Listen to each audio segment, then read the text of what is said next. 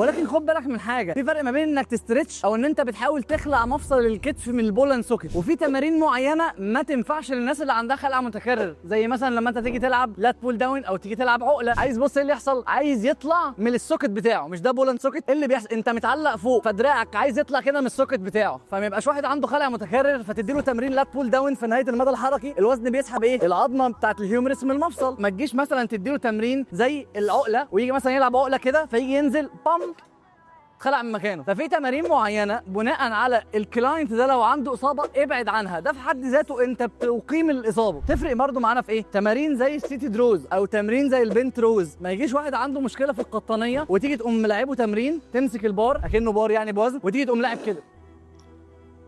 ما تجيش تخليه يلعب تمرين سيتي دروز ويسحب كده.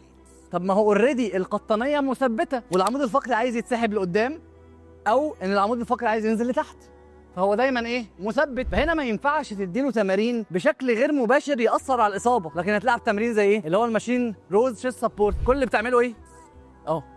هل صدري طلع سنتي لقدام؟ هل اللاتس ما اشتغلتش؟ لاتس شغاله. حد عنده مشاكل في اللور باك التمرين ده هو المناسب ليه. فهنا دي حاجه اسمها الاكسرسايز سيلكشن، ان انت تختار التمرينه اللي بناء عليها ما تحملش او ما تعملش اجهاد سواء مباشر او غير مباشر على اصابه العميل.